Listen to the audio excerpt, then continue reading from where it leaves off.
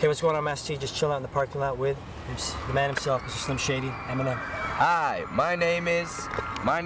What's going on, man? All right, I'm doing good. All right. How you feeling? I'm chilling. I'm chilling. All right, now some people actually think that you hook up with the man himself, Dr. Dre, and you kick out a cool video, and they think, oh, that's it. That's all you have to do. But I mean, you actually lazy, because that's how these young people think. I wish that was all I had to do. I wish that was all I had to do. But there's a whole foundation surrounding you. So why don't you kind of break that down for a lot of people? Because I mean, you obviously, you're kind of tired of talking about it. You don't necessarily want to be just known as like an underground. You started from the underground in terms of like your MCing skills and that type of thing. But tell us about the foundation in terms of what brought you to this point. What brought me to this point? I was an underground MC for years, I was doing my thing. I was in a lot of rap contests, in Detroit. I won a lot of contests, a lot of battles in Detroit. Took second place in the Scribble Jam in Cincinnati. Went to LA for the Rap Olympics. Was constantly battling. That was my thing. That was the only way for me to get known. That's the only way I knew how to get known. And then when I was in the Rap Olympics back in '97, I took second place in the Rap Olympics and gave my tape to some kids at Interscope. Interscope gave the tape to Jimmy Iovine. Jimmy Iovine liked it and he gave it to Dre. He played it for Dre. Dre liked it and Dre was looking for me, and found me like 3 days later. But the combination's working. I mean, you're also kind of bringing Dre back in a way, to a certain extent. I mean, he's always been. I mean, he's always been there. He's always been doing this thing. But realistically, his last album really wasn't, that great. But here, everyone's feeling the actual production here. Dre was off track for a minute. Dre had a couple of bad years, but Dre is Dre. Dre is like a cat. Dre is always gonna land on his feet. He's always gonna land on his feet. So, I feel like me and Dre got a chemistry similar to him and Snoop's chemistry, not necessarily to compare myself to Snoop, but there's a certain chemistry there, and all Dre needed was to work with the right people, you know what I'm saying? So, Dre's back. Right, in a big way. Do you think the art of, you talked about, in terms of how you got your lyrical skills, do you think the art of MCing is kind of is it dwindling in terms of the way we're dealing with a lot of the commercial end of things in terms of hip hop? But in terms of the actual true skills, is it something that's coming back, or is it? I feel like it's coming back. I don't feel it necessarily really left. You just gotta check for the right stuff. I'm trying to bring MCing and skill and storytelling to a next level though. I'm trying to bring a next level to the game.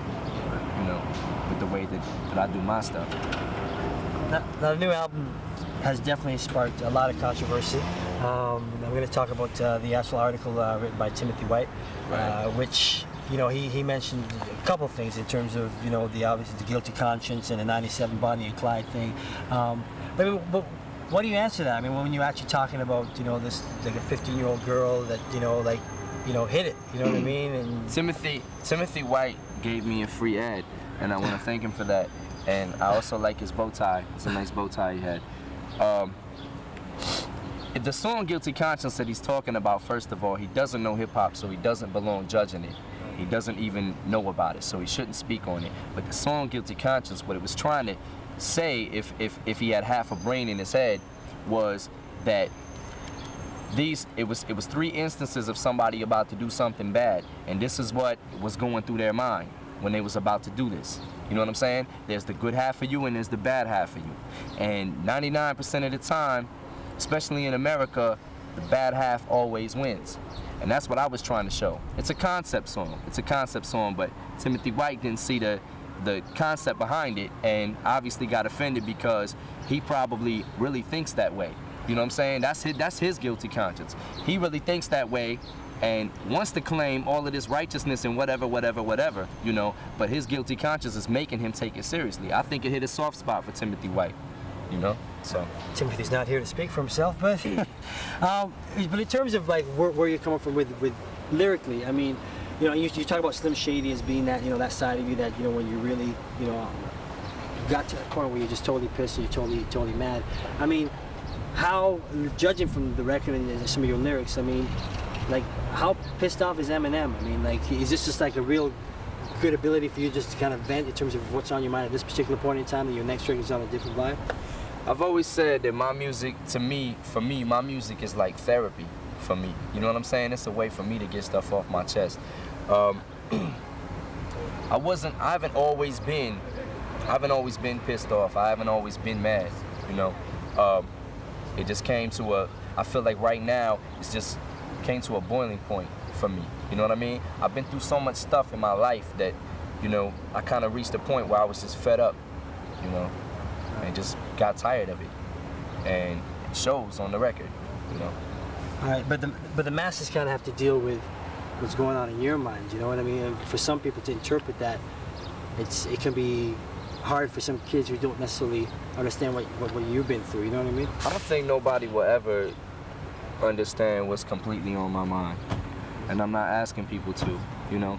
My album is kind of like inviting you into my world. If you want to come into it, you do. If you don't, you don't. And I feel like one of the reasons that it's selling so many records is probably because there's so many kids that can relate to what I've been through.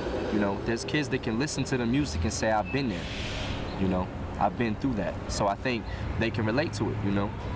There's a lot of poor people in the world. There's a lot of lower class people that been through a lot of stuff, you know. All right. I guess another thing that a lot of people have been talking about in terms of controversy surrounding Eminem is the album cover. Why don't you actually explain it for us?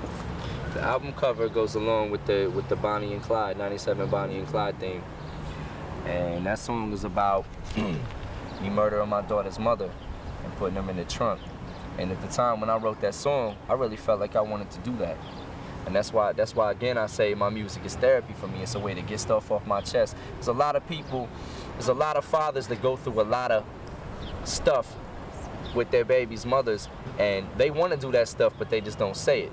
But you talk about it so much at ease. At the time, I just wanted to murder my baby's mother. I really did. I mean, honestly, can you say you've never felt like killing somebody? If you never been so mad at somebody, has anybody ever put you through something, through so much crap that you actually felt like killing them? I could probably say yes, but I don't necessarily know what that put it on the record. Well, I was expressing my views. Whatever's on my mind, I'm gonna say it. If I'm thinking it, I'm gonna say it. I'm that type of person. I've always been that type of person, you know. So if I'm evil enough to think it, or I'm demented enough to think it, or I'm smart enough to think it, then I'm gonna say it.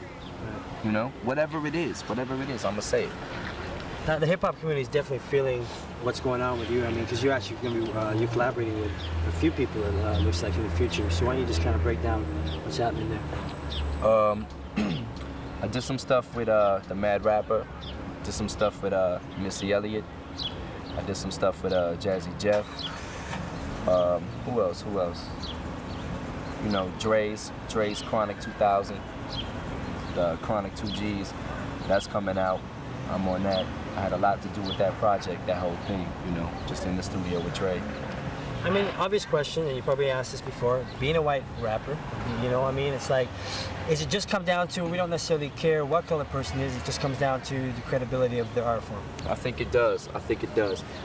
There's still a lot of hard-headed people out in the world that just, it doesn't matter what you bring to the table, they still won't like you, but I feel like overall, hip-hop is like any sport. You know what I'm saying? It's like basketball or football. If you can throw a football, it doesn't matter what color you are. It doesn't matter if you can slam dunk a basketball. You know what I'm saying? It just doesn't matter. It's all about the individual person.